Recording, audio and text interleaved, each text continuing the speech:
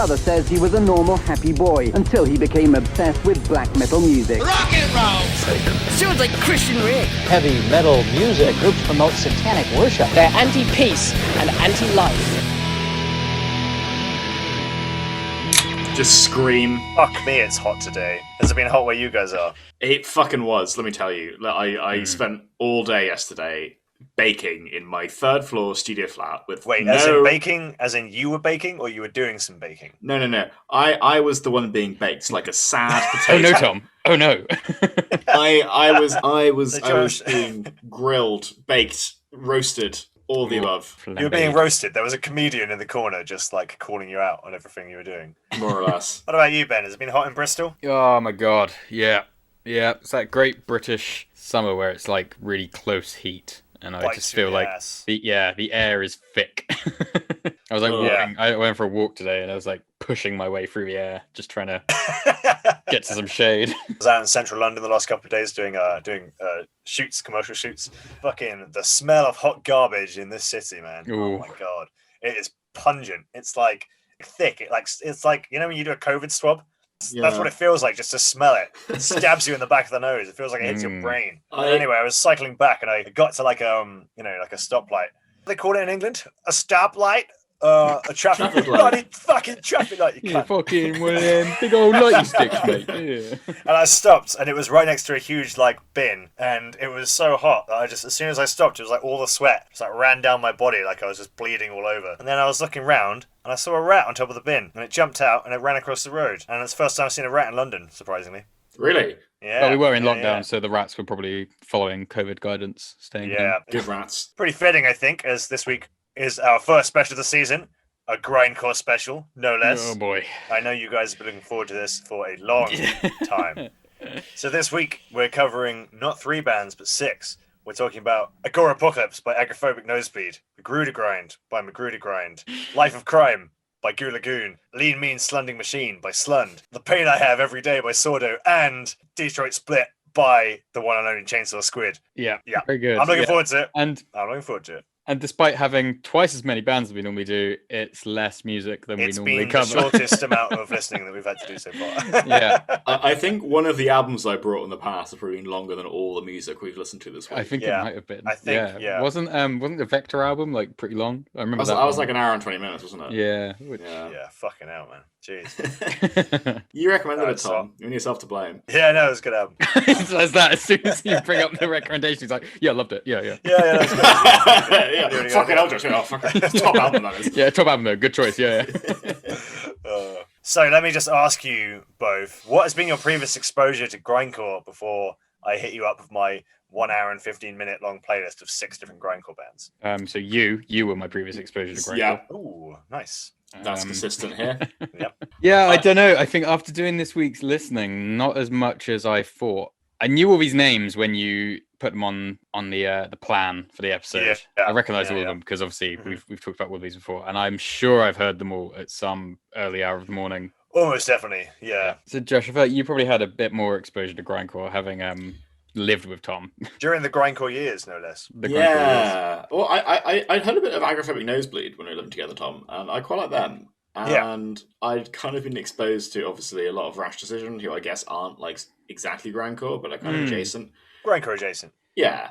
And I'd been exposed to a lot of stuff, but to be honest, I never really sorted out. My main memory of grindcore, honestly, was when Ed Miliband had the guy from Napalm Death on his radio show and tried to sing You Suffer. Yeah. Wow. Oh, fucking hell. So we've talked about our kind of exposure to grindcore, but Tom, you're obviously the resident expert on grindcore. Yeah. Can you have a maestro of grindcore?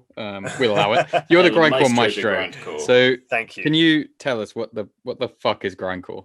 Well, so I mean, common consensus would be the grindcore is a fusion of hardcore punk and extreme metal. We've talked about a few bands like this before, but you've got to think inhumanly fast drums, really sort of fuzzy, blown out guitars, usually a much higher pitch sort of vocal style. If death metal is growling, grindcore is shrieking. And there's a lot of associations with punk. I mean, a typical way to describe it would be 2 punk for metalheads and 2 metal for punks. So it sits in a kind of a weird in-between ground. Mainly sort of it was, mainly came to attention with bands like Napalm Death which we're not going to talk about today. We're doing our usual thing of, rather than giving a history of grindcore or a history of the genre, we're just going to talk about what we like, or rather what I like, because I didn't think you guys would have any bands to bring.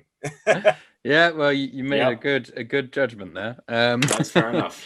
Yeah, I think when you make that phrase, "to punk for metalheads, to metal for punks," it's kind of like, I would say it's not like a direct line between them where it meets in the middle. It's kind of like it meets those two genres and then kicks it up like 10 notches, right? Yeah. Like, it's not like it's just punky metal. It's like an extreme version of both of those things. Yeah. It's definitely something new. It's something in its own right, you know. Yeah. And it is the music is created absolutely prolifically, because I mean, typically the albums are between anywhere from 5 minutes to sort of 25 minutes long.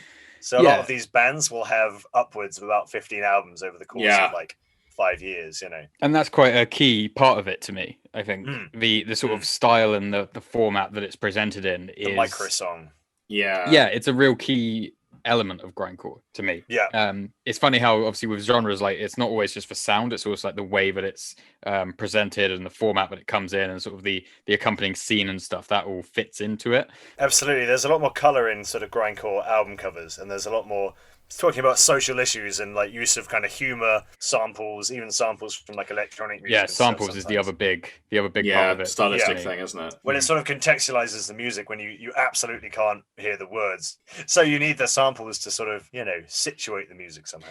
I think that's a really good point, and that's something that actually I wanted to talk about, is that obviously with other music you don't get that context so directly delivered to you, which I think is a really strong point of grindcore, is that, you know, the music can be really overwhelming, really kind of incomprehensible in some ways, especially like say the vocal style can be quite difficult to understand. But then you literally get given either the thing that inspired them or the sort of area that they're coming from in a soundbite at the start or the end of the song, which is a really unique sort of experience. It makes it much more digestible in a way as well, because like say, Tom, you know, if you don't have any like contextual clues, like good luck working out what the song's about, you know? Yeah, for real, yeah. And I mean, it's it does also make it a genre that you can show to someone very easily, because you can be like, here's a 30-second song or like a 5-second soundbite, and this is just like a little snapshot of like what the rest of this album's like. And as I say, they're normally fairly short, like, you know, 5 to 25 minutes, but you do have albums like Agoraphobic Nosebleed's Bestial Machinery, released in 2005, which is 1 hour and 30 minutes long. How many songs do you guys think are on that album? Hour and 31. Like 100? Yeah, it's got to be over 100, right? 136. Wow. Fucking hell. And I have been to grindcore shows before where they're like, all right, we got 15 more minutes. We're going to play you 20 more songs. Yeah, whereas like the kind of shows I go to, they're like, we've got 15 more minutes, so we'll get the intro. We haven't got time, guys. Sorry. We're going to call it now. Yeah, we can't get anything else in. Sorry, boys. Everyone, get your tie-dye shirts at the merch stall. We'll be outside smoking weed. So yeah, the $500 handmade collectible dragon branded like our band is also for sale. Yeah. Oh, yeah. You've seen my decor. Yeah. Thanks. All right. Well, let's stop fucking around and talk about our first album. Grab your hypodermic needles. It's time for Agorapocalypse by Agoraphobic Nosebleed. So Agoraphobic Nosebleed are an American grindcore band formed in 1944. Agorapocalypse, their sixth full-length album, is a long-time favourite of mine. It takes a punky grindcore sound, bolsters it with metal, and augments it with power violence. Sorry, you said they were formed in 1944. I said 1994. Did you? I swear you said 44. You need to get your ears checked, mate. Maybe you've listened too much grindcore, it's made you deaf. You've only got yourself to blame.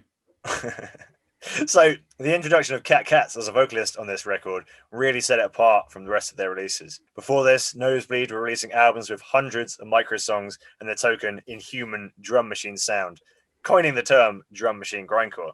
Whereas here, they're taking their time and leaving a bit more space in the music, with the longest song being over 3 minutes. Wow. Whoa. I know. But to say it was a finessed, patient, commercially accessible album would be a grand overstatement. This album is nerve-shredding, mean-spirited, relentless, and completely unhinged. That said, it might be the least horrible album we talk about today. Josh, what is your take on Agoraphobic Nosebleed? Well, I've listened to these guys before. I think we covered them in our kind of pre-season practices, the right? secret season. We did, the practice episodes, and the Patreon exclusives.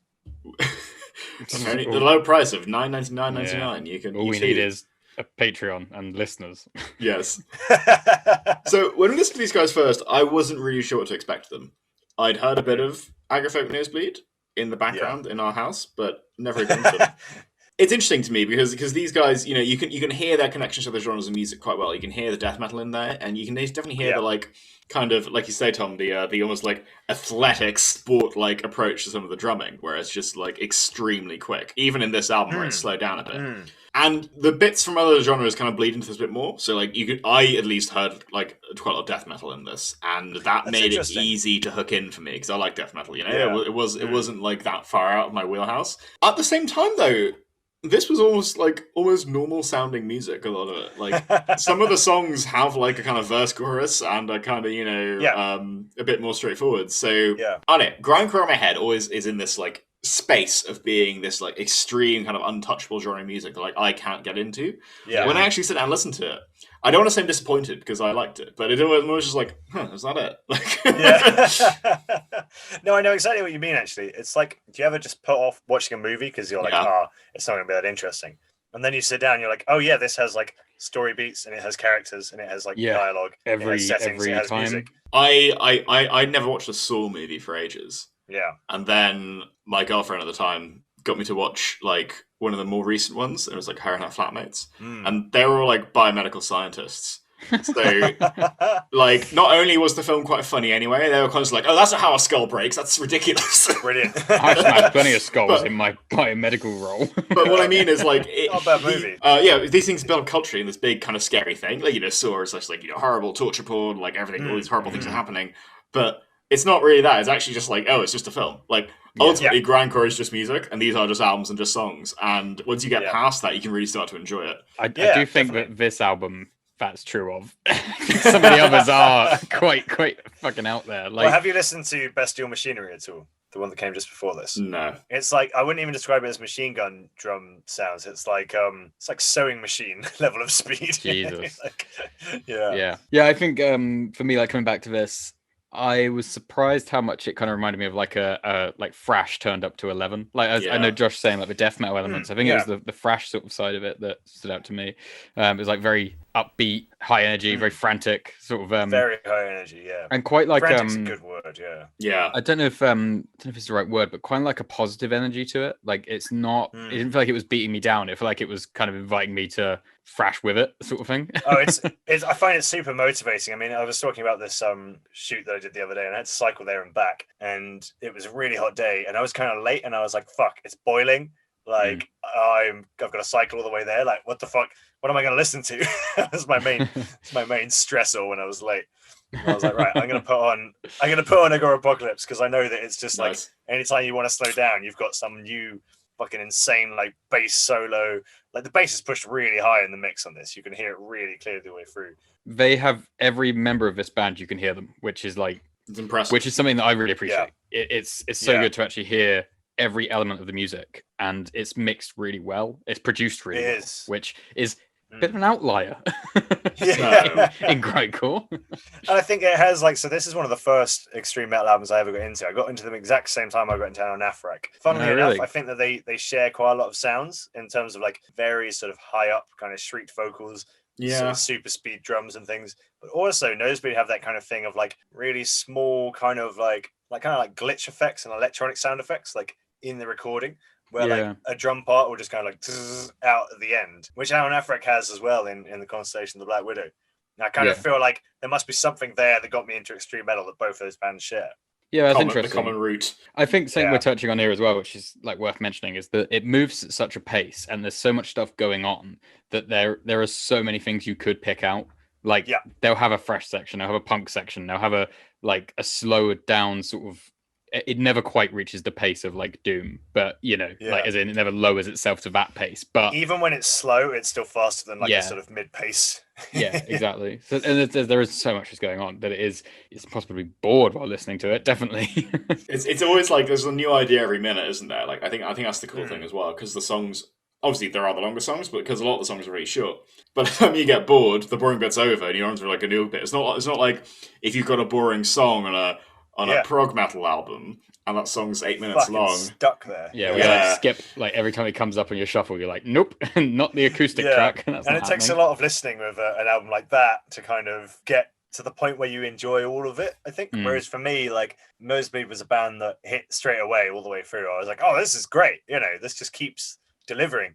And I wonder if there would be a music fan out there who would listen to this and be like, I love half of it, but I, for example, hate the drums or something. And I find it a little bit hard to believe, because it's like, it comes as such a package. Yeah, I think because of how much stuff is going on and because of the way that it's produced and the way it's mixed and everything, we've already said it a little bit, but I think this is going to be the most comprehensible. And I would pick this as probably the best album to get someone into this kind of extreme music. Definitely. It's a good combo of being like quite political, so you can kind of get what it's about in a way, like X-Cop and stuff like this.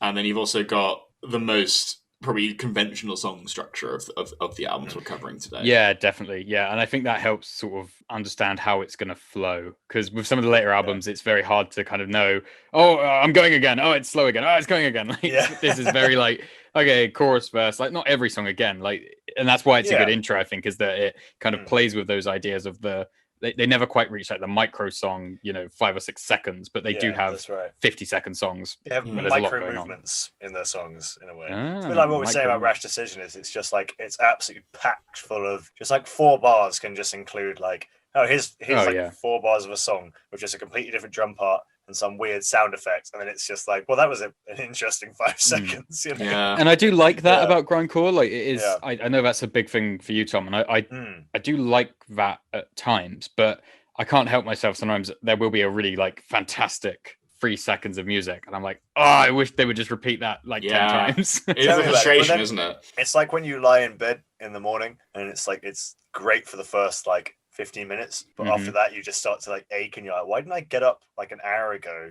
I'd have so much like such a good jump on the day. Sometimes it's better just to enjoy it for a little bit and just get up. I see what you're saying, but then we're talking about a like riff lasting 3 seconds. So if I like my alarm went off at 6 a.m. and I like got catapulted out of my bed into like my wardrobe and was like ready to start my day, it's like, okay, maybe let me enjoy it for like 30 seconds. There's a mid ground here, maybe. I think something else that really makes the album kind of tick is the lyrics as well. And like, you do have to look them up a lot. Oh yeah, I wanted to talk about the lyrics. You can distinguish quite a lot of it. And mean-spirited is definitely a word that comes to mind. We talked about Necrophil feeling a little bit mean-spirited. I feel like Nosebleed are sort of, I don't think they're bad guys or anything, but I feel like they're playing some quite aggressive ideas in their music. You say that, but it's quite like self-reflective, and it kind of walks a line between absolute madness and quite genius at times. Well, because I was going to say my second point on that is like, there's real kind of aggression in there. When you like look up the lyrics, there's a lot of like kind of violent aggression to it, but actually there's like a hell of a lot of brevity to it as well. It doesn't take itself seriously. To take a section from a song called Dick to Mouth Resuscitation. Might be my favorite song based entirely on the name and these lyrics that Tom's about to read. I slapped a dead man in the face with his own hand and laughed out loud. Self-awareness on a level you couldn't possibly conceive.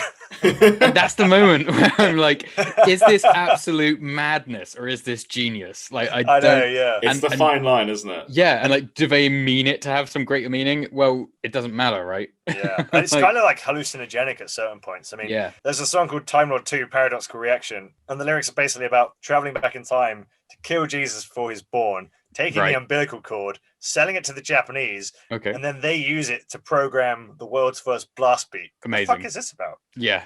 Tripping, But then, and that's the thing, like between each song, because like Josh said, you have an X-Cop, which is quite like a political song, and then you have that bizarre trippy kind of song, and then you got the Dick to Mouth Resuscitation, which the title alone makes you think it's going to be stupid as fuck, but then they're like, they have some lines in there where you kind of go like, wait, they seem to know what they're doing, but is that an accident? Because it could be, but like, I don't quite know. I just like, I love the mix of brevity and like darkness to it. You look at like the sort of album cover, it's a guy's head with like the nuclear explosion. There's like pills and like knives and stuff flying through the air. So it lives in a world that feels like real darkness. But then at the same time, it's finding humor in all that and finding kind of, it's a bit uncanny, isn't it? It's not really real. It's all a bit like wrong. Funny isn't the word. Maybe satirical. I don't know. Yeah, it is, isn't it? It's like laughing at the mirror, Yeah. But I think maybe this might be a failing of me as an art consumer. I find that the music and the tone, hear me out on this, doesn't have the like grime that I feel like it should. And I'll call back to when we covered Grusha. I think they have a sound that is very grimy and degenerate. And that sound really adds to the experience and puts me in a place. It might just be the way that and this is totally a point on personal preference, by the way. It's not like a criticism of it. I just find that the music itself is, I'm not going to say vanilla because it's not, but it's quite clean and well put together and quite well structured. And I'm kind of like, I don't know. I feel like I wish there was a bit more of a generation in it, because even in their like most hectic sections, you can tell they're playing really, really well. Whereas there are sections in Grudge where someone's just like screeching and like they sound like they're just rolling around on the floor, like slamming on a cymbal. The vocals are sort of falling apart, kind of thing in Grudge sometimes. Like it's like collapsing in on itself, even as it's like, you know, sort of staggering along. Yeah. So and I mean the vocal performance actually is something I wanted to talk about. I feel like Cat's voice really makes this album for me. It's like that little bit of acid that cuts through all the fat. Yeah, like the balsamic glaze on your halloumi sandwich. Yes. That was the most bougie thing that anyone has ever said about Agoraphobic Nosebleed. Where am I wrong? So normally on a grindcore album, you can't really distinguish tracks. Yeah. But I feel like this one and probably the next one, you can. So I wanted to ask you guys, were there any favorite tracks? Yeah, so for me, in Nosebleed, definitely Hung by the Rising Sun. Oh, absolutely the best song for me. Just sounded like everything was done right, really strong, really well paced, great riffs, great drums. What else is there to say? Had a real good like brooding grind to that track as well. Like, really like kind of drives it forward. Like, punches you, and like, have you ever been like quite badly punched in the belly before? That's what it feels like listening to that song, man. Yeah, it's really hard. Yeah. What about you, Ben? I mean, just to name something different, because it would have been Hung from the Rising Sun. Dick to Mouth Resuscitation. It's a very good song. It's a very funny title, and the lyrics are very good. So all around, like, Dick to Mouth Resuscitation is just a great track. Yeah. Now, see, I want to say Agorapocalypse now, because it, like, similar to In the Conversation of the Black Widow, was one of the first stream metal songs that I was crazy about. But I think I'd probably have to say Question of Integrity. Oh, yeah. Fair enough. There are but Time Mod 2, Paradoxical Reaction, and Trauma Queen were well up there as well. Not to mention the ones that you guys liked. Yeah, I mean, typically with grindcore, in my notes for the album, I've picked out like sections on tracks where I'm like, from 3:30 to 3:36, love that bit. Yeah. Although it would never actually reach 3.5 minutes, but you know. Yeah. Well, I'm glad you guys enjoyed this album. Yeah, really good. Let's continue our descent into the underworld of grindcore. Mm-hmm. Let's talk about the protocols of anti-sound with Magrudergrind's Magrudergrind. So Magrudergrind are a band that I've got into since my big time grindcore phase in 2017. But they've stuck around in my listening for the last couple of years, unlike a lot of the bands that I used to be into. Formed in 2002, they released 6 albums, 2 EPs, and 7 splits, and they signed to big time record company Relapse Records in 2016. Ooh, good for them. Yeah. Sellouts.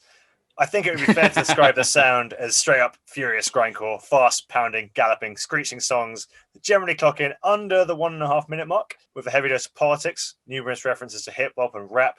They're too punk for the metal kids and too metal for the punk kids. They sit exactly in that world we described. So what did you guys make of Magrudergrind and their furious 2009 offering? Yeah, so this to me was what I was expecting. This was grindcore to me. Yeah. Everything about what you just said, the sound bites from hip hop and other sort of genres and films, the quality of the sound, the ferociousness of it, the speed, the length of the tracks. This to me, as much as Agorapocalypse is a great intro, this is to me the core of the genre. This is what I thought I was in for this week. One of the things that really stood me about this album, and I really liked this album. I think if you had shown me this 6 months to a year ago, maybe not so much, but I've kind of diversified my tastes a little bit, I guess. You've descended since we've done this podcast. I'm not sure whether my brain's maturing or degenerating or a combination of both. I've asked myself that for years. Both at the same time. This is where I am right now, basically. Like this album, the sound of the drums are so full and there's so much depth to them. The guitar fuzz tone just like pours into every gap of the music. Oh, it's satisfying, isn't it? It's a really cathartic sound. Oh yeah, and then you have the vocals just cutting some bands the vocals soar over the music. Yeah. With this, it's right through the middle. You're sort of hit by the wall and then punched in the face by the vocals. Yeah. Incredible. Doesn't let up, does it? Oh, absolutely. Now, what about you, Josh? Yeah, so this is interesting for me. I found this a bit more like ordinary sounding than Nosebleed. I don't Really? know why, Okay. I don't know what it was exactly. I think it was because like it's more guitar focused, isn't it? Yeah, I think it sounds a bit more like kind of like rock music, you know, like it's fuck off. Not like rock music, but you know what I mean. Like it sounds more like you know, like what I recognize as rock or heavy metal or punk or something, you know.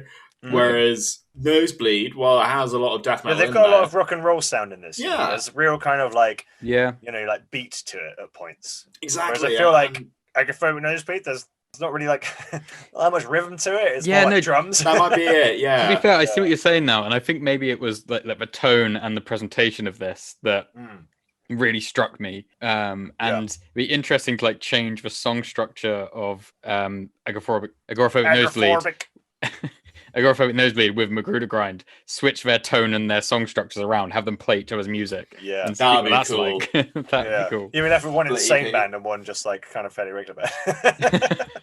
But that's the thing, isn't it? Like it's like there's so many dimensions in which you can go weird or go normal. I think it's just maybe the ways in which Magrudergrind is weird are like less weird to me, if that makes sense. Yeah. And Arne, like I feel like some bits it does slow down quite a lot, and it kind of almost descends back into like something like Clutch or something like this. You know, it's fuzzy and heavy and nasty sounding, but it's still it's almost groovy. You know, a bounce to it. I did feel like a bit of a arsehole coming to the grindcore episode and then ending up liking the album that had the most slow parts on it the most.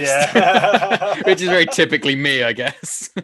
Yeah, and I mean, honestly, like those are the songs, if I skip any of them, I normally skip those ones. Oh, those ones I've come just back because to. I'm like, just get it going, man. Come on, let's pick it up. I mean, for me, what I really enjoy about this sort of thing is like the sense of stamina in the music, you know? I mean, like, life is tiring, but you listen to an album like this, which is about 20 minutes, and you feel like you're at a grindcore gig, just like fucking jumping around and moshing, headbanging, crowd surfing, like and like it reminds me of my experiences at grindcore gigs, where it's like by the end of it, you're like, how the fuck are these guys still going? And they're all like sweating like crazy, just absolutely like losing it. And they'll even do things at some of these gigs where they'll just let fans go up on the stage like constantly. Yeah, so it's like a constant crowd of people on stage. They're letting other people sing parts of the songs if they know it and stuff. I love that. Yeah, I feel like Magrudergrind is almost like a band that could exist in an exclusively live setting, and the fact that they've made an album is almost like proof of concept for like book us to your show. Yeah, it's almost coincidental, isn't it? Like it's music made to be performed. Really, you can hear that. Yeah, and I appreciate that they are at that edge with it because here comes the Metallica hit for this episode.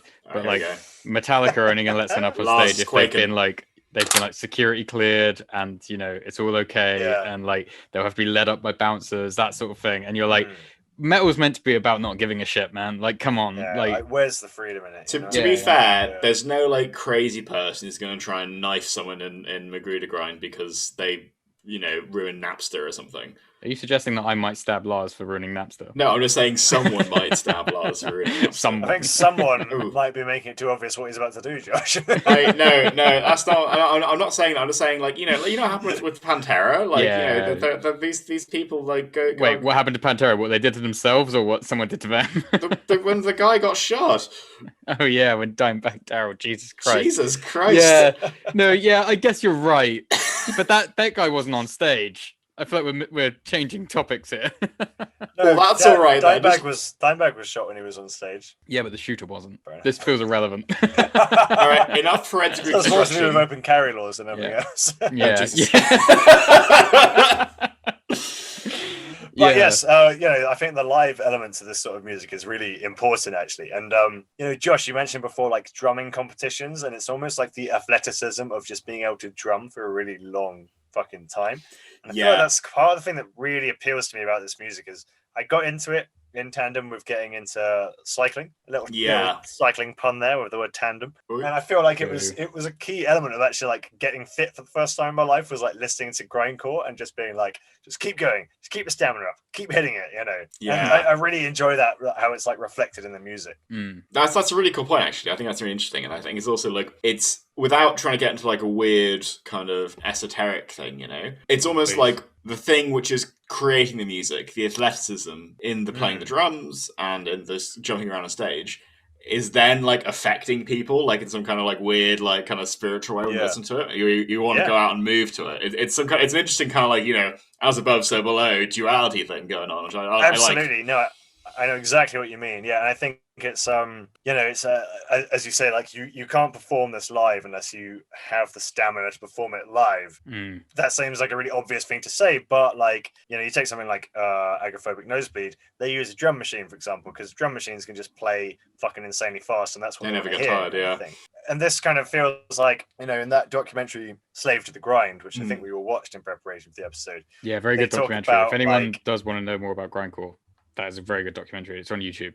Slave to the Grind. And so much of it is about sort of the live shows and the live scene, and like how you can go to grindcore shows and sometimes see like several bands in a night just because they get up there and it is like an athletic performance. Yeah. Just like there was a thing about a show that they played where the guitars didn't work, so they literally just drummed and had two guys on vocals for the whole show, and so they didn't perform their music in the typical sense the fans are expecting to hear it, but everyone was just like, this is fucking brilliant, and I think I love that concept of just like almost like music as sport. Like it's not about the songs, it's about the sound. Get up there and just fucking grind. Yeah, I like that. Yeah, I gotta say, watching that documentary did give me an appreciation for the idea of grindcore. Didn't necessarily make me a fan of grindcore, but I think it's important to understand like where this stuff's coming from, right? Because when you say that, like, it makes me kind of one of the things I hate is when people are just like, I don't like it, so therefore it's got no value. Yeah, and that's just like the stupidest thing possible. You know what I mean? Watching that documentary, I kind of understood where grindcore was coming from a lot more, and then made it easy to appreciate the music. I can still be like, yeah, okay, I'm not going to necessarily listen to a lot of grindcore myself because it's just not the way I guess my brain's wired, but I can totally appreciate that again it exists for people who want that fucking insane experience that it is. I know, and like something else about it is like it still is super underground. Like I find it hard to find grindcore gigs. You've been blacklisted from grindcore. But it is tough to find these gigs sometimes because it appeals to such an obscure crowd, and I think we're talking about this like, oh, this album was actually kind of easy listening compared to a lot of other stuff on this show, but I feel like to most normal people this is completely impossible to enjoy. That's a good question, because I think maybe me and Josh would come down on different sides of this. What would you say is more, I hate to use the word like mainstream, but what would you say is like more like mainstream acceptable, like Agoraphobic Nosebleed or Magrudergrind? I feel like Magrudergrind is more. I mean, neither particularly mainstream. No, I don't use that word because they're both so far outside of the musical norms that. I guess if you had a friend who didn't know anything about this kind of music and they were like, "What? How would you get into it? Like, would you start with Magrudergrind or would you start with?" I feel like more of Magrudergrind's music is recognizably in a song format. So I think I'd probably go for that. That's interesting. Even if it's like a 1 minute 30-second song, it's not like just like super quick. Yeah, I wouldn't start with any of the albums we're going to talk about next. I gotta say, I think I would probably start with Magrudergrind as well. I mean, like, I think that somebody who liked punk a lot and somebody who, for example, maybe liked deathcore, like maybe like Suicide Silence's earlier albums or something, could find a lot in here that was similar in some sense. This isn't a virtuoso vocal performance, but it's a very skilled performance nonetheless. You know what I mean? Whereas, like, I feel like Agoraphobic it's on that slightly harder edge, and it's more drum orientated as well, which some people aren't that into. I mean, I fucking hate it when like a band releases a new album and the drums are all like, we went for a really stripped back drum sound. Less is more kind of thing. I'm like, no, more is more. Oh, come on. Clues in the name. Sometimes you have to go slower. This is how I feel about a lot of music, though. And this is kind of why I'm into grindcore. Is like I listen to a lot of music, and I'm like, well, Trivium is a good example of this. Sorry, Josh. I'm like, what? Well, you I'm not on Trivium. I don't care. You sort of want to play heavy music, but clearly not that much because you could make this a hell of a lot heavier. But it's not always about going like as extreme as you can. You're like, oh, you wanted to make a dessert, so why didn't you just sell me loads of sugar? Honestly, I kind of feel like it is about going as extreme as you can while still achieving what you want to achieve. I don't know if I believe that. No, you've made a statement. Stand by it. I just feel like, people underestimate how good extreme music can be and how good heavy music can be. And there's no reason you need to compromise on anything to create heavy music. I don't know if slowing down is compromising. I think it's interesting that you view it as that. Yeah. I do feel like that a little bit. I do feel like slow music is just like, I don't know. Oh, look, we're all here for the heavier music, right? Right? Like, I think this is the thing, we're all coming at it from such a like extremely warped perspective already, in the sense that like Yeah. we already like quite extreme Like, music. I put on like Mastodon, and Tom's like, "Will you stop playing this pop shit?" And then I go to like a normal party and play that, and people are like, "What the fuck is wrong with you?" Like, Stop the screaming! All my friends told me this music was really soft. Yeah, because you know we you guys often take the piss out of deathcore for being poppy or something, but like if you play that at like a normal, like, can you imagine? Yeah, totally. Yeah. There was No, one I'm thing. not allowed to play music in my flat. I wonder why. They've made the right call. One track that I really enjoyed on this album was Pulverizing Hate Mongers. Me too.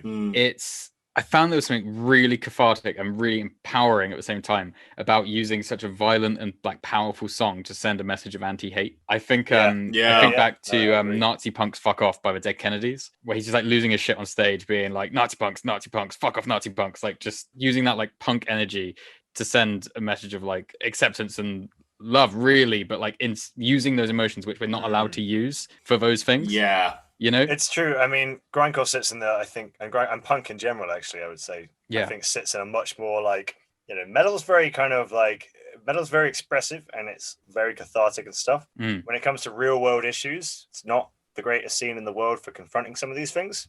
That's fine. It's not always what it's for, but I do like the fact that a band like Magrudergrind can just be like, hey, if you're a Nazi, fuck you. It's good. It's just good to hear. I mean, like, and I you know, music doesn't always have to be about this sort of thing. Yeah. But when it is, it's nice for it to just kind of do that for a bit, you know, like it's not like, you know, laboring a single political point, but it's like, oh, by the way, fuck you if you're a Nazi. Like, fair enough. You know, like that's good. That's a good thing to include. I think the thing that I appreciate so much is that obviously being against hate and being against violence, like that sort of thing, you can't often use those kind of emotions, which are emotions that everybody has. And it's being able to use those in like a constructive way. And I think, Tom, I was thinking back to what you said about necrofilth, where it's like we're not allowed to be those things that we're not meant to be. And then in that moment, you can use all of your like energy and anger and disgust with hate mongers and be like, fuck off Nazi punks. No, it's true. I mean, I'm very anti-violence, sort of, but like I also love to go to gigs and put myself in like violent situations. Yeah, because ultimately I do enjoy it, but I just don't think that an act of violence is the same as like being violent. I don't know. Totally. You know what I'm saying. And I think it was just really interesting to have a song that is so like violent and aggressive sounding, being Pulverizing Hate Mongers, the clues in the name. You know? I love it. And I think it's probably my favorite song on the album, actually. I just think that the ride of those guitars are absolutely brilliant. It's a quality that I really like in metal, is like a riff that really gallops along at like a hell of a speed.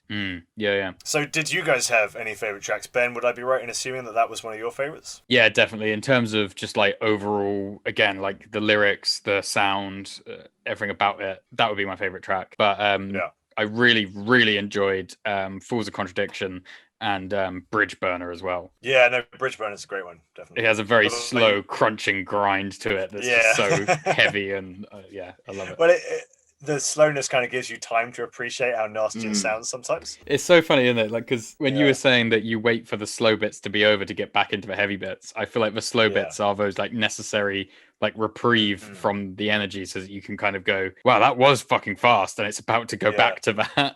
Yeah, no, true. Well, what about you, Josh? Any favorites? Well, we're gonna immediately retread recent ground here, because my favorite was Bridge Burner. I really enjoyed it. Yeah, I often like when a song's got slow and fast bits, because for me, the best music is when it's like kind of like punctuated, like there's a crescendo and then it falls down again, and I think this song does that really well. And totally agree. I think in this kind of genre in particular, I think it's quite nice having a bit of a respite for a bit, and it gets a bit slower, and then it goes BAM! I hesitate to agree. But I think Alan Afrak is a band that pulls it off really well. Where like, they can, the melodic doesn't sound like, as I said last week, Slipknot, I feel like every time they do a verse, they're like, all right, here's what we actually want to do. And then they're like, let's throw in a melodic chorus to like atone for writing something that's actually, it's just like, no, just stick to your guns and write something fucking heavy. You know? Fair enough. And that's how I feel about that. So let's move from Inner City Punk Fury all the way down to, is it called Bikini Bottom? Bikini Bottom, is. With Goolagoon's Life of Crime. Fuck. Goolagoon are a heavily punk and slightly surf rock infused SpongeBob themed grindcore band from Boston. There's almost nothing else about these guys online. their Bandcamp info section just says, "Are you ready, kids?" And Life of Grime is the second of 3 releases, clocking in only 5 minutes of pure, fully violent, female-fronted, hyper-aggressive grindcore. Now we're getting into the weird stuff. Yeah. This is where it starts to get weird. Yeah. Let me just preface this by saying I'm not like a big SpongeBob fan or anything. It's all alien to me, but I just appreciate the fact that something this weird exists and is out there. Well, as a SpongeBob enthusiast, I come at it from the SpongeBob angle, and I really appreciate it. This what? Is it part of the SpongeBob canon, Ben? I hope so. The SpongeBob canon. There is the multiverse of Sponge, so really anything can exist within the SpongeBob canon. It's not covered much in the show. True. It's in the expanded universe, right? The novelization. Yeah. Oh, you're a fan, Josh. I'm a 5-starfish level member of the fan club. Only a true fan would know that. You had Good. What's it called? A squid burger. I didn't even know this shit. I have no idea. Krabby Patty, Tom. All right, there you go. Anyway, back to the album. I quite liked this actually. Yeah, I really like the specific like sound quality of this. It kind of sounds like the drums are made of like kitchen pans and the guitars are of a similar quality. Yeah. But I actually really like that. It's recorded in the kitchen of the Krusty Krab. I always not the chum bucket. Oh man, you guys know a lot about this shit. I always thought it was a saving grace of Saint Anger, another Metallica disc for you. That like I actually really like the drums on that. I know that they didn't want them to sound like that, which is fucking hilarious. But I actually quite like it. I like the kind of doing sort of sound, you know. It has a real reverb to it, and like you know. And as we've learnt from Tom's taste, is that if something's good, just put it on everything and put it to a 10. Yeah, exactly. Tom, what I thought you were originally going to say was the saving grace of Saint Anger was that it's actually, and this is a lesson in fact, it's actually part of the SpongeBob expanded universe. Honestly, no. A saving grace of Saint Anger is, as a grindcore fan, I can totally deal with the sound on it. Oh my god! If the songs weren't all 7 fucking minutes, it'd be fine.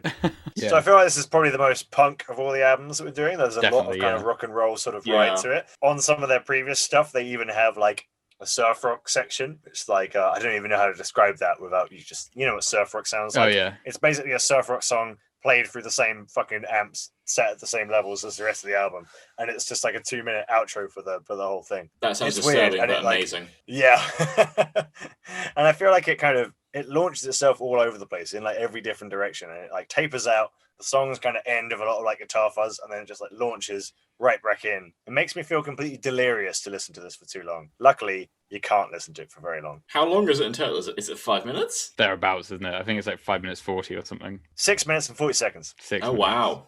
They went to a full 6 minutes. They hit us the full 6-0. The full 6. The full 10th of an hour. So what did you guys think of this? How does it feel to listen to a short grindcore album rather than the longer ones? I like this in a way. Oh no, this is weird because I love the concept and I thought the vocals were really good. And I love all the samples and things, but I found the really short songs really difficult to get into. Yeah. That's interesting, yeah. Why is that? I think it's just that, I don't know, it's like by the time I start to enjoy it, it's kind of over. Yeah, I'm with Josh. I think as soon as you start to get into that zone, can we get like a really sad trombone noise with that? Like, wah, wah, wah. The problem that I honestly have with all of the shorter albums that we go to about is that, as soon as you start to get into that zone, it's like over. This is coming from a guy who like tolerates like a 12-minute like psych rock song, so no, because the other side of that is say like sort of psychedelic doom kind of thing where 4 minutes in and you're still not quite in the vibe, but by the time you get to minute 12 you're like, oh, I'm so into this, you know. And like 4 minutes in I'm like drinking my beer, I'm like standing in the crowd, starting to sway, starting a good time. The gig's over and everyone's gone home if I'm at grindcore. Now see, grindcore has a lot more sort of immediacy to it, and to be fair, I'll very rarely just put on a grindcore album. I have like a grindcore playlist which is like 2 hours or something, and I'll just listen to everything on that, or like 6,000 songs or whatever it is, or just like let it play through on YouTube like of an evening when we're like drinking or whatever. And like that's the vibe for grindcore in terms of short songs.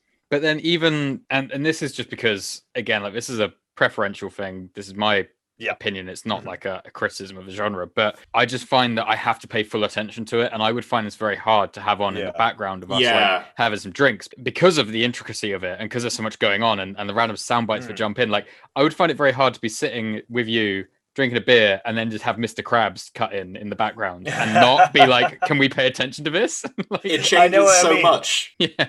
So jarring. As I say, like parties that we've had in the past, my birthday when we were at uni in 2017, I was 2017. Right, this is all grindcore all night. And we were listening to it all night. And like, yeah, it just kind of blur. But I also find that I can drift in and out of grindcore if I have it on in the background and just get my attention caught by some like random bit. For example, like the vocal part right at the end of Help Wanted on this album is like one of my favorite kind of sections in, I was going to say in this whole band's discography, all 20 minutes of it.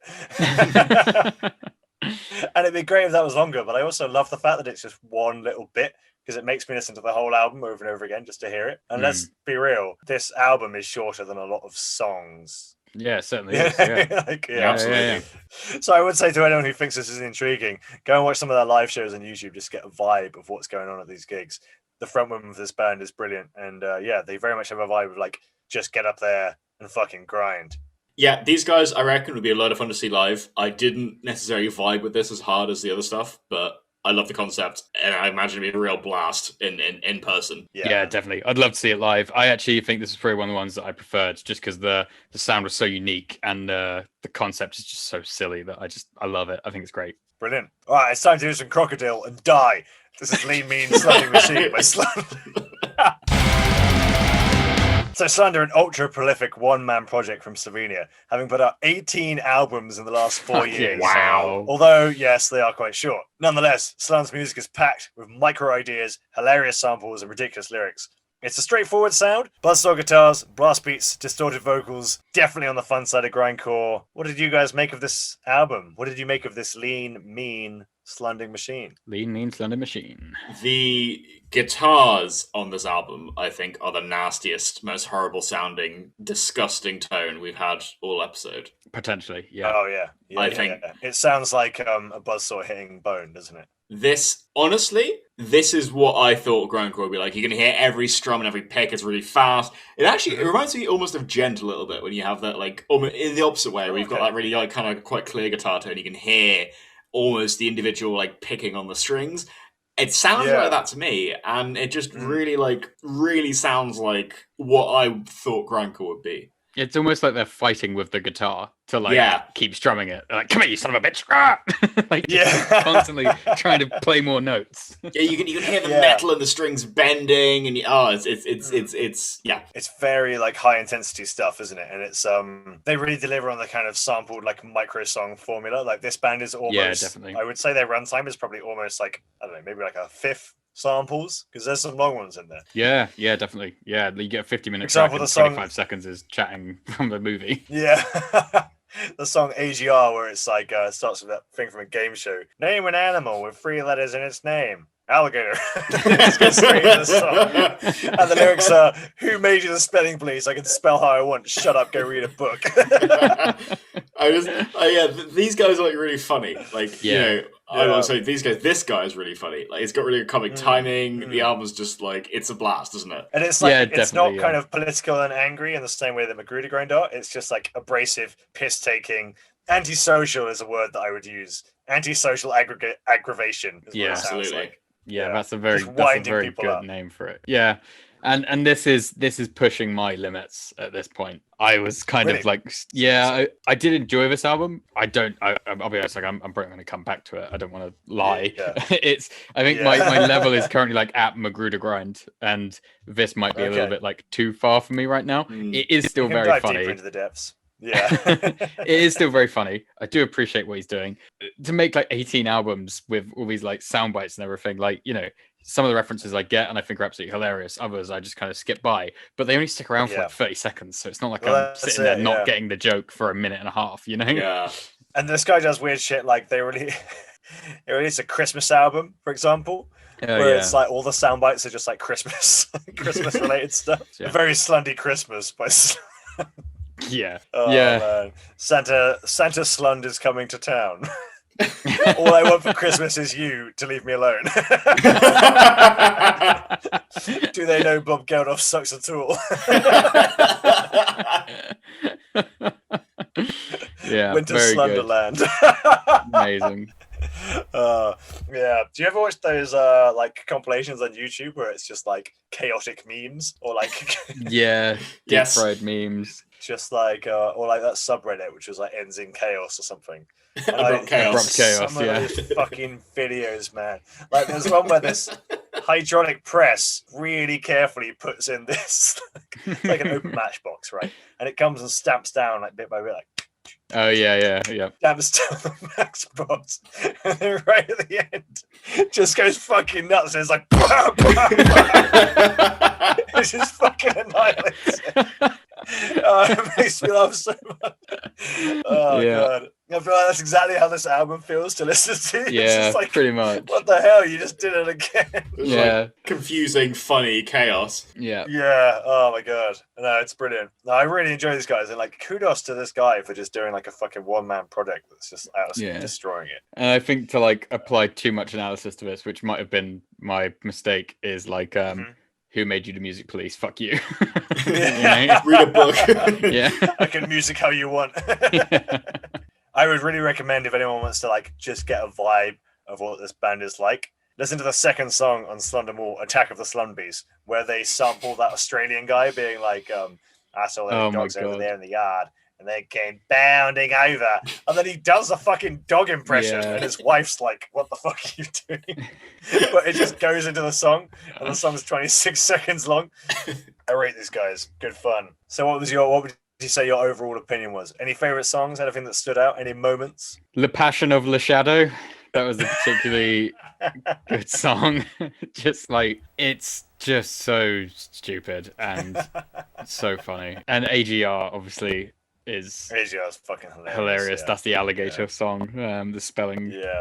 An animal with 3 letters.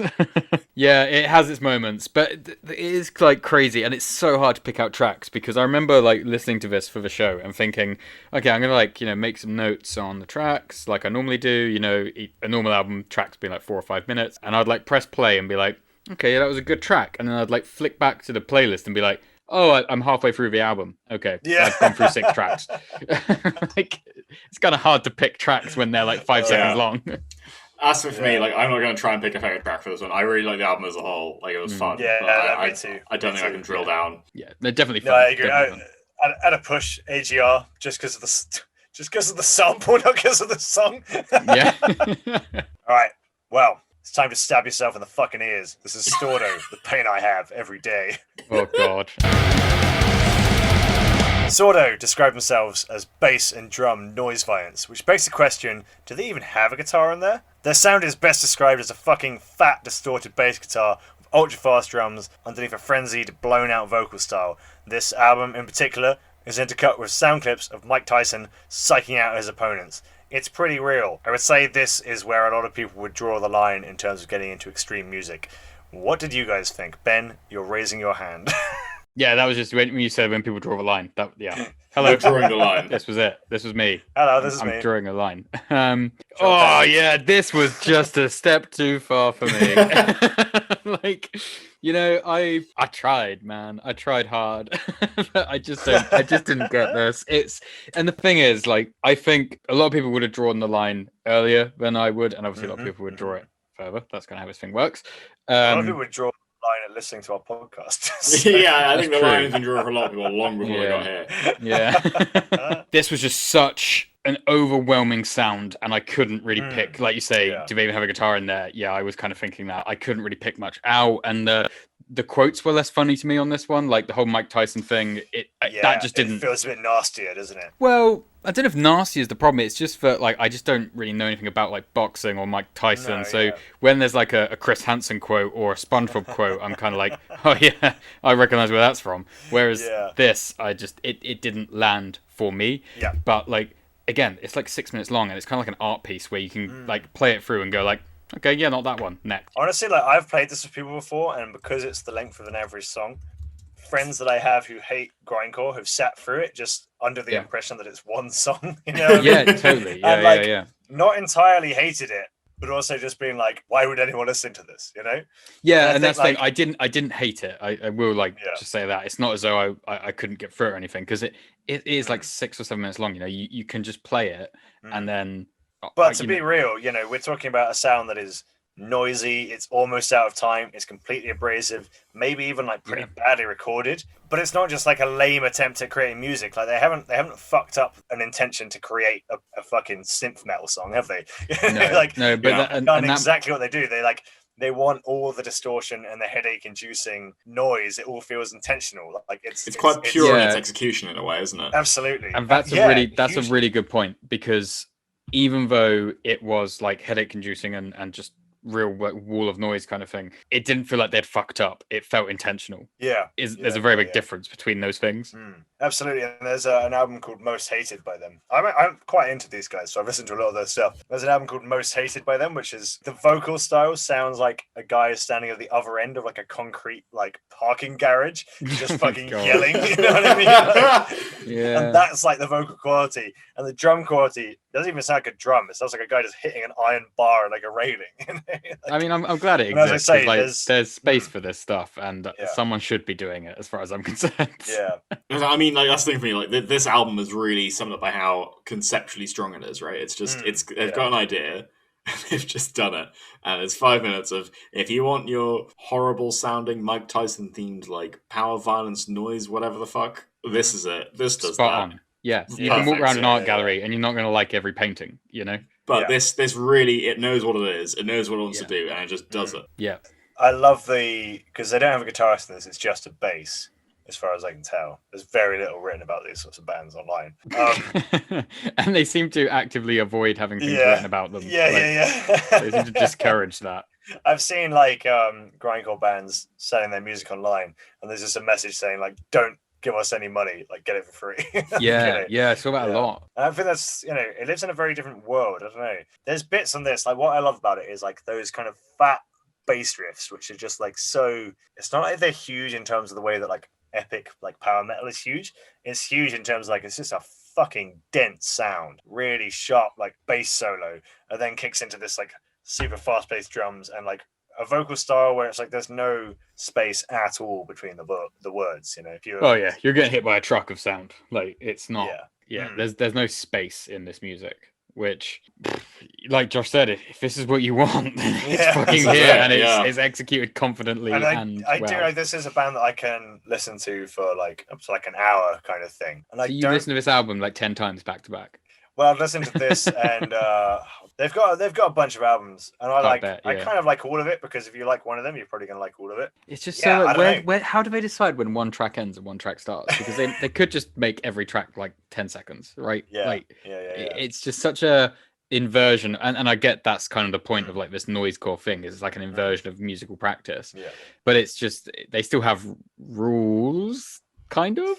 Yeah, to a degree, it's so weird. I mean, you know, I listen to it, and like I've said, one of the main reasons I listen to grindcore is I love drums, and like I just listen to drum solos. Like, you know, one of my favorited albums on Spotify is like big drum solos or something, and a lot of them are even like jazz drum solos and stuff. But I can listen to drum solos for like hours on end, and quite often do when I'm working. So listening to grindcore is just like that, plus distorted guitars, which I really like the sonic quality of, and like screaming and yelling, which I also like the sound of for some reason. And the fact that it doesn't add up to like many songs in a way, but just a whole collection of ideas, I kind of like that. Yeah. But it is weird. I'd listen to it for a totally different reason than I'd listen to, I don't know, Immortal or even like Wolf Alice or something. You know, once you get down this low, I expect so. Wolf Alice and Immortal are practically sitting on the same level in terms of how heavy they are. Yeah, when you're in the bottom of like the Mariana Trench looking up, everything's up from here. So what do you guys think? What was your overall conclusion? I'm not expecting anyone to have a favourite song on this, because I don't know. Do they even have songs? Yeah, were there songs? And that's not a criticism, right? Were there songs on this? Did they want to have songs on this? Probably not. Like, according to YouTube, I think there's songs. Yeah, there are a few. But I love this album conceptually. It was really funny, and it had a good sound. It wasn't really my sound, but I enjoyed it overall. So yeah, absolutely recommend it. Yeah. This was one that I didn't really get. I'll be honest. Like, it was fine, but I won't be coming back to this, to be honest. Fair. Well, this is an all-time favorite of mine, and I love it all the way through. So There we go. All right, and now heading into our our sixth and final album of the week. It's only been 6. Oh, yeah. Fucking brace yourselves. Chainsaw Squid's Detroit Split. Chainsaw. What the fuck? I love you like trying to like frame us and be like, okay guys, you ready? You ready for this? You ready for this piece of art we're about to do? Chainsaw Squid. Ready for this incredible intro here. Mm-hmm. Chainsaw Squid are a grindcore band from Long Beach, California, and that's about all I could find out about them online. Their sound is ultra fuzzy, screechy, scratchy grindcore, full of samples and the occasional section of trap music. This 5-minute album might seem obscure and unlistenable, but they're pretty well respected among the tiny, tiny corner of the internet that know them, with over 75,000 plays this album alone. Of the 2 other people I know who like the same sort of grindcore as I do, they both hold this up as one of their favorite albums, that being John Pullen and Jake Hain. Sorry to full name you guys. Their addresses will be in the description. So tell me, guys, what did you think about this absolute masterpiece of pure fucking filth? They're good bits. These samples are really good, and it had like if you like that sound, like if you want like a really fuzzy, metallically hard, sharp sounding set of music, this is it. Sharp is definitely the word for this. Yeah, it feels a bit like being hit in the face with some sucking on a lemon with some broken glass, doesn't it? Fucking rusty razor blade. Yeah. It's like sticking a rusty razor blade in your ear, which is why you should listen to it. No, I found the intro and the outro kind of like, I was like, oh, I like this. This is kind of cool. And then I got into the grindcore and I was like, can you not go back? It starts with a 1-minute trap intro, with some like samples from like a 1930s movie over the top, which was very like breaks into very Eric Andre on that intro. Interesting. I mean, Eric Andre has the sort of chaotic energy that would suit grindcore for sure. Yeah, and I think he even has that sketch where he goes into a restaurant and tries to get a table while dressed as an octopus. Yes. And when they were just saying Chainsaw Squid, I was like, Eric Andre may have been involved in this, like doing whippets. Yeah, for real. But yeah, on it for me, I think the trap bit softened me up, and I was like, I'm grooving with this, I'm vibing. Mm-hmm. Yeah. And then the grindcore hits, and I was like, fuck, go back. Crosby. Yeah, and then like for the rest of the album, I was like, can you not go back to the intro, please? Like, I'd rather that. That's interesting because the trap intro really grabbed me as soon as I heard it. I was like, ooh, I know there's something's coming, but I'm vibing with the idea that there's something different going on first, you know. Yeah, I kind of agree with Joshua, but I started to vibe with that intro track and was thinking, oh, okay, they're going to be doing something different, a bit kind of groovy, like a different kind of take on slower, grindcore. maybe. And then it was like, jokes on you, it's grindcore. It's like, you fucking got me again. This is full on grindcore. I mean, it's like, we talk about an Ephraim being blown out, but like the way I kind of picture it in my mind, and I know we've talked about this before about whether you visualize music or not, is like you know, like nails on a chalkboard leaving like little marks, little like white lines on a chalkboard. Yeah, it's like, imagine that, but like so many nails that the whole chalkboard is just white from all the scratches on it. That's kind of how it sounds. It does. That's not a good thing, is it? Hey, we used nauseating as a compliment. Yeah, and I liked the album. That was Ulcerate, wasn't it? So I mean, maybe I'm just coming at this from a different angle, because Ulcerate being so slow and heavy, I really liked that. And I agreed that it was nauseating at the time. Whereas this is nails on a chalkboard, and it's just opposite ends of the unpleasant spectrum that we talk about every week. You asked the question of like, why would you want to hear something like that? And this is something that comes up in my mind quite a lot, because I mean, like, as I've probably mentioned it more than once on this podcast, because Wolf Alice's new album is out, and they're one of my favorite bands, and like, you know, they're pretty fucking far from grindcore, you know, like very like transcendent sort of, very transcendent kind of like beautiful music. I mean, the singer's vocal style is so pure and like easy to listen to. Why do I like to listen to something like this? But here's the thing: this kind of music is always going to exist in a sense, right? Because like, as soon as you have the idea of making music a little bit heavier, someone somewhere down the line is going to have tried to make it as heavy as they possibly can.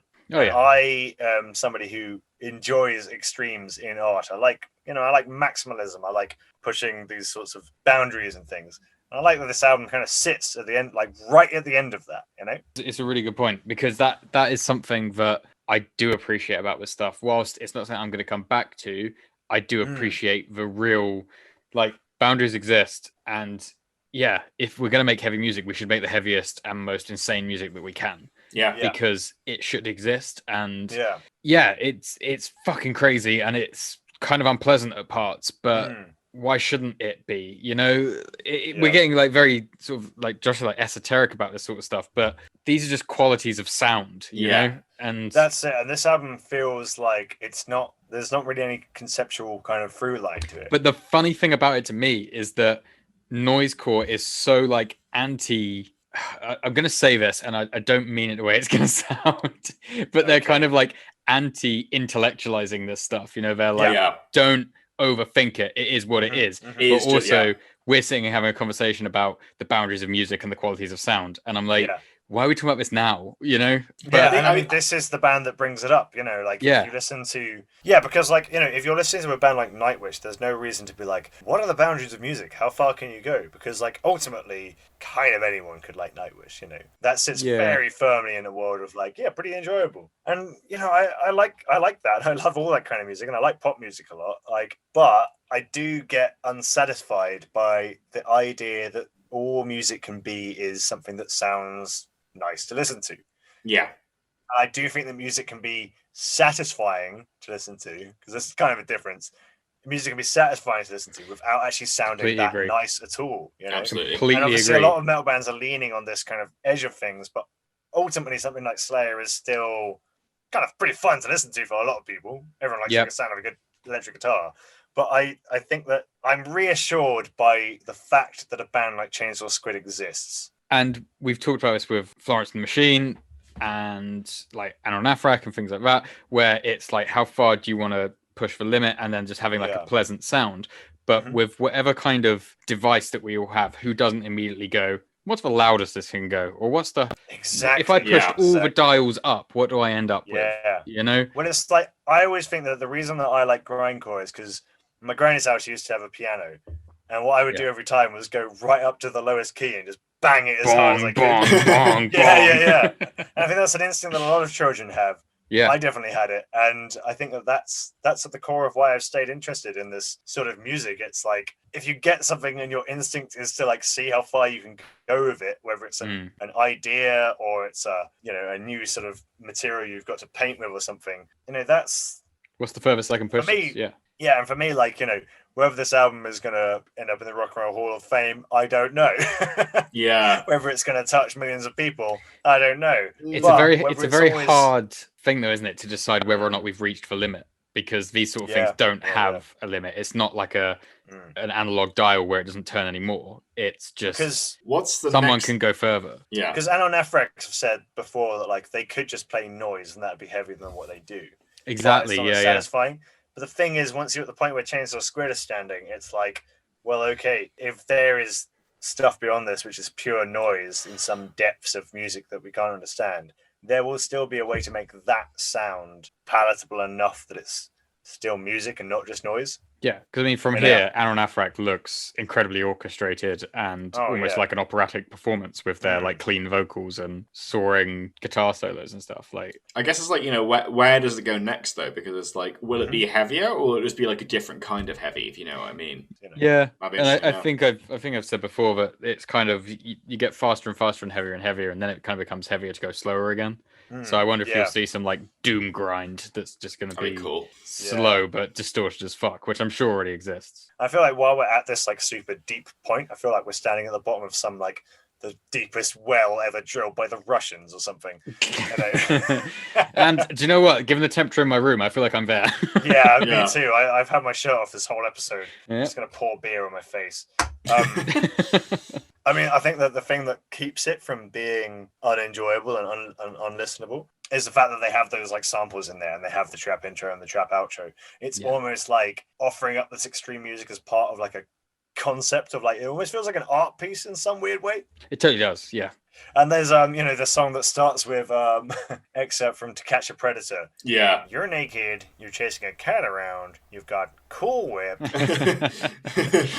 going on? The lyrics to it are, fully naked in the kitchen. This motherfucker's not 14. I was promised a cat's dick. What am I supposed to do with all this Cool Whip?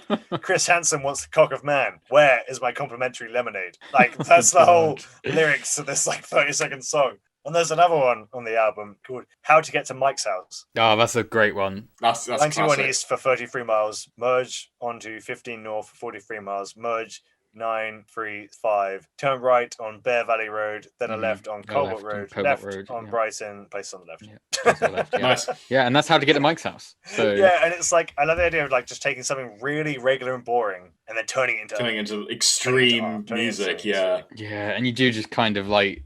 You can get all like angry about it and all like, this isn't music. Oh my god, this pisses me off so much. Or you can just like shrug your shoulders and go, yeah, why the fuck not? You know, like. Yeah, exactly. Why not make music like this? You know, music doesn't have to be. It's not as though this music being created diminishes the space for the music you like. You know, like just fuck it. Why not make it? Like, someone should. Someone could. They did. Squeezes in somewhere deep down. You know, it's hard to find. It's hard to get to.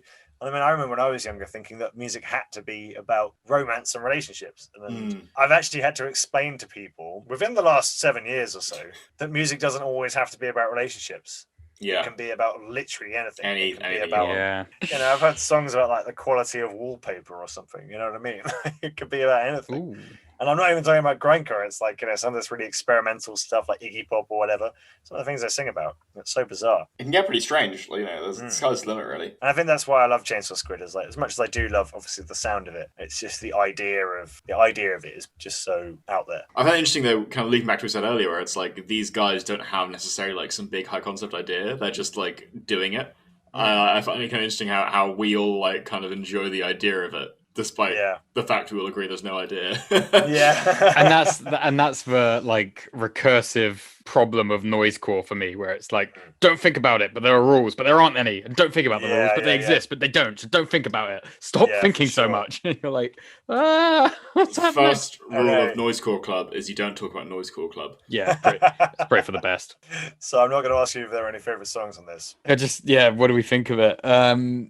This one had some really funny ones on it. I liked this more than Sordo, purely because of a lot of the references I got. Like the Chris Hansen song is just hilarious. How to Get to Mike's House is hilarious. I think, like I said, it's like walking through an art gallery. Each piece is only like 5 minutes long, so it's not as though you need to settle in for an hour and a half performance, you know? You'd like some of the jokes, you don't like some of the jokes. Like that's fucking fine. Like, and this one I liked. It was good. Yeah. I liked, and I actually really, really, really liked the intro track, which didn't have any grindcore on it. But maybe we should just do a fucking trap podcast. I think we should have like a totally like a special or something like that. It'd be cool. Oh, it's coming. Totally maybe we could find a trap podcast and get a guest on to explain us what is trap, how to work. What is music? We've been talking about not music for the last couple of weeks. So, from a music podcast, could you please tell us what's music? Oh, jeez. All right, well, Chainsaw Squid's Detroit Split, one of my favorites. That's good stuff, man. All right, guys. Well, it feels like we've come a long way. All the way from the airy and open spaces of Agoraphobic Nosebleed. Mm-hmm. The now seemingly green pastures. Melodic, calm spaces of Agoraphobic and Magrudergrind, all the way down to the crushing Mariana Trench level pressure depths of Chainsaw Squid. Ooh. Yeah. It's gonna be a long recovery for all of us. I'm gonna need a week just being massaged in a spa. I did find myself between these 5 minute albums having to just listen to a bit of like psychedelic rock in between, just to keep my sanity. So to outro this, I want to ask you guys: I know this isn't conventional for our podcast, but was there a favorite band? Ooh. I think for me, and this isn't necessarily the band I enjoyed the most, but they're the band I had the most fun listening to. Yeah, was Sordo. Mate, Josh, it's taken many years of struggle to finally get Josh to like grindcore, and finally it's happened. Yeah, I never expected that. Josh, you know, I was in a relationship for 2 years and I couldn't get her to like Sordo. You've been trying for much longer than 2 years to make like grindcore, though. That's true. Yeah. What about you, Ben? Again, if I was to pick one I like the sound of the most, it would be Magrudergrind, but that feels wrong for a grindcore episode. So I think probably Slund. That was the one that gave me a lot of laughs and Slund's was banger, just man. their whole like. I listened to some other like Slund stuff and just the whole like putting Slund into everything just adds this like layer of just absurdity. It just becomes this god, funny. doesn't it? Yeah, what is Slund? But it's fucking loud, and that's cool. It certainly is. And a little follow-up question here: did either of your significant others listen to any of these albums and have any choice words about it? I didn't put on grindcore. Me neither. I purposely did not share this. Well, actually, so I told my girlfriend, I was like, oh, there's this genre of music and all the songs like a minute long, and she wasn't very impressed by that. And then I played her "You Suffer" by Napalm Death as like the intro to the genre. Mm-hmm. And she's not impressed by that either. So Josh, I don't think for his grindcore. headphones, like this is a headphones on kind of week. Well, this is the thing, Josh. You got to start her out on Nosebleed and see how long it takes her to get to the depths. It's a slippery slope, and I think, to be honest, genuinely, anyone can start to appreciate these things. Like, once you start down that road where you're like, actually, Agoraphobic Nosebleed, pretty good, and then before you know it, like Magrudergrind's coming in, and then you're on Goolagoon, and you're like mushing to SpongeBob quotes. Yeah, fucking hell. It's a weird genre, man. Yeah. It's interesting. It's a real wild ride every time. Yeah, and no genre quite breaks the rules like exactly. grindcore does. Yeah.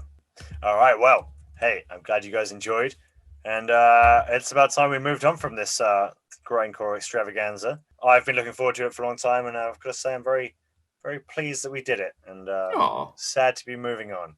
I need light, but I don't know if I'm ready for it. Well, in that spirit, the album that I'm doing next week is a pure, dark, machine-like, chaotic whirlpool of aggression. It's Organic Hallucinosis by Decapitated.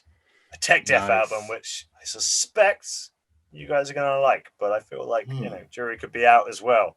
And what about you, Ben? What are we doing? Oh, so I'm taking us as far away from grindcore as I could possibly find. I've picked Soen with their very new album Imperial. It's a prog metal album. Nice. Okay, this isn't a band I've ever really heard of, but I'm assured that they're apparently a fucking massive band in the scene. Yeah, I hadn't heard of them until news to me. me too, honestly. I hadn't heard of them until a couple of weeks ago. They're actually playing at Bloodstock this year, so I will be seeing them there. Nice. Yeah. Oh, fantastic. And, well, assumingly fantastic. I mean, they might be shit. Ooh. Yeah, wait to listen to them before you say it's fantastic or not. Yeah, I will. I'll have to wait and listen. Yeah. So, how about you, Josh? What are we talking about next week from you? I'm bringing Takasago Army by Chthonic. Nice. Yeah, cool. Chinese band? They're a Taiwanese band, sorry. Death metal band. They're really cool. I'm a big fan of them. They have a lot of interesting things going on. I think this will be a really interesting album to talk about. Very nice. Yeah. Yeah, I'm looking forward to listening to that. I think I've heard good things about them in the past, so I'm excited to have a good mix next week. I think we've been in the grindcore scene, been living the grindcore lifestyle for a couple of weeks. Man. I've been shooting crocodile into my fucking calves. I've been cycling around in a 30-degree London fucking heat. God, can I just say that this is like the most stereotypically and annoyingly stereotypically British thing for us to do is talk about weather on our podcast. And complain about the one time it's hot as well. That it's nice. We complain it's cold, we complain it's hot. I'm happy to be like sweaty and covered in flies all the time. It's great, I love it. The flies aren't compulsory for hot heat. Garbage everywhere. Okay. What more could you want? better grindcore vibe, yeah, for sure. I mean, it sort of sounds like I'm taking the piss, but no, I actually do kind of like those things. Fair enough. And you'd be like, hey, look, okay, I know no one wants this aesthetic, but someone has to have it, so I've picked flies as mine. That's why I'm covered in them right now. Someone has to find the limit on what's acceptable in society, and I'm going to do it. Exactly. Yep. Well, lots of people I know will tell you that. All right. So, where can people listen to us, Ben? They can find us on Spotify, find us on iTunes, and YouTube. Very nice. And where can they follow us, Josh, to get all our social media updates? They can find us on Facebook, or Instagram, or Twitter, or our special website, metalface.show. Why did we call it metalface.sex, Josh? I think because that'll get instantly blocked on like any regulated website. That's probably a good point. And people can email us at metalfacepodcast@gmail.com, which I don't know if people really still email, but if you're listening and you have an email account, I assume you do, send us an email. Why the fuck not? Yeah, that's true, actually. We'd love to know what kind of things you guys would like to hear, or some feedback would be really cool. We actually want something much more technical. We want to know what key this song is in. I'm like, what the fuck is it? None of us are gonna know. We'll just be like, okay, blocked. We're at our limit as it is. So. All right. Well, hey, thanks for listening, guys, and I'll see you guys next week to talk about Soen and some other crap. Hey, Soen's not in the crap. Hey, cool. Right. See you next week. See you next week.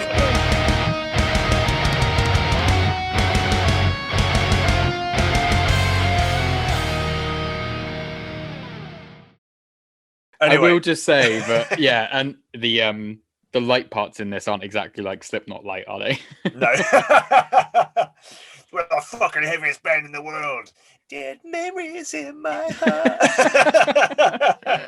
Get a grip. Listen to 5 seconds of Chainsaw Squid, you cunts. All right. You got 2 songs in that.